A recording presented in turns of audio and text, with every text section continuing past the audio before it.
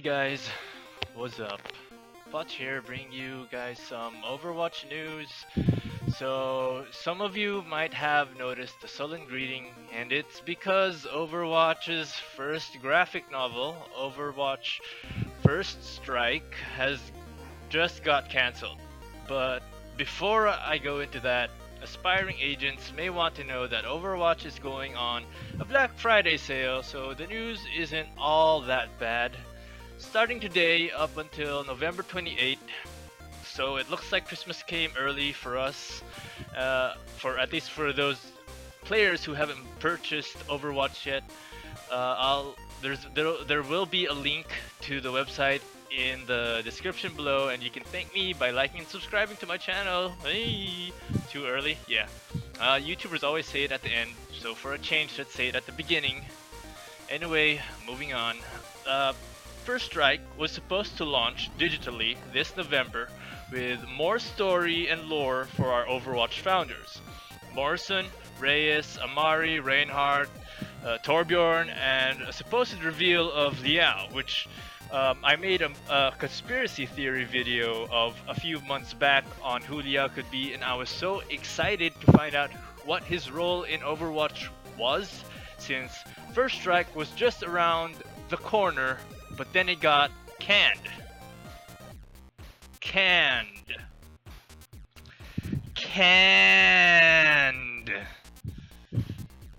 No worries though. Just because the comic got cancelled, that doesn't mean it isn't coming.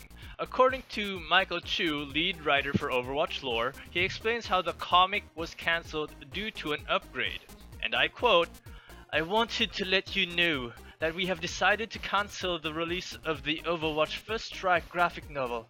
While we are grateful to the team for the fantastic work they've put into it, we've ultimately decided to take the story in a different direction.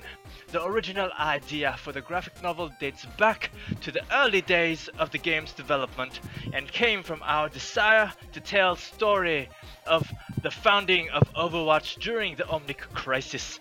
In the years since First Strike's conception, we have done a lot of development on the universe and its stories. While the core of the story remains, we have changed and expanded upon how we see the events that took place during the first days of Overwatch. So for now, the early adventures of Gabriel Reyes, Jack Morrison, Anna Amari, Reinhardt Wilhelm, Torbjorn Lindholm, and more await for another day.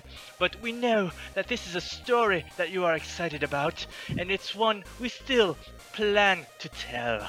I'd like to thank everyone for the enthusiasm, passion, and support you've shown towards the Overwatch universe. We have a number of stories in development that will delve deeper into the world and its heroes, and we can't wait to share them with you in the coming months." Whew. I have no idea why I read that with an accent. Michael Chu is actually Asian, so I probably should have read it with an Asian accent. Anyway, don't fret. If there's any truth to this statement, we may be looking at a different platform for future storytelling. They did mention that a movie adaptation of the game would be something they would like to go for, and seeing as they've already used the in-game brawl to tell short stories such as Junkenstein's Revenge, we might be looking at some more PvE storytelling in Overwatch. So the development of the Overwatch lore began years before the announcement of Overwatch. During those times, the game was still under the name of Project Titan, which was supposed to be another MMO like World of Warcraft, open world questing, leveling with friends, the occasional mission calls by whichever faction you were on, etc, etc. It was supposed to be bigger and better than anything we've ever seen. It all got scrapped, but the lore remains hidden, locked safely in the Blizzard archives. My speculations are that due to the huge success of Overwatch, The development team has been able to further grow and expand on its lore. With the addition of Sombra and her huge conspiracy web, we can only assume that the original story set for First Strike wasn't enough to back up the current lore. Sombra's conspiracy web certainly is something you can build upon, but here's the deal when it comes to creating origin stories. Once you set up that sort of history within the current lore, your lore and any future storytelling suddenly becomes restricted, which is exactly the reason why big storytelling companies like DC Comics and Marvel have taken on the time paradox route, which allows their stories to be a bit more flexible, allowing them to retcon or introduce a retroactive continuity, which allows you to introduce any new information to any story they want, with the excuse that history has been changed or that the story takes place in a different world or alternate reality. With that in mind, Blizzard has certainly taken notice to our big interest in the game's lore and wants to get things right without having to go through the time paradox route of storytelling.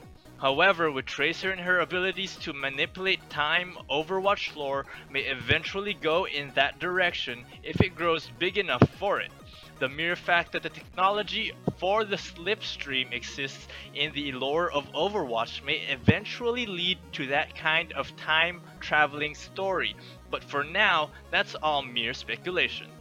Now, we have to remember that writing in an entire new universe into any story isn't an easy task to deal with, and has had several negative receptions in the past, which is why I would understand why Blizzard wants to get this one right, but we all know retcons are inevitable, and this type of thing isn't new to Blizzard games. We've seen it happen before in StarCraft and Warcraft, of which both have a massive amount of lore, and seeing as Overwatch has had years of development during Project Titan, and obviously with so many interesting characters currently in game and more characters coming in the future, who all seem to have connections to each other, it wouldn't be a surprise if Overwatch decided to take that route.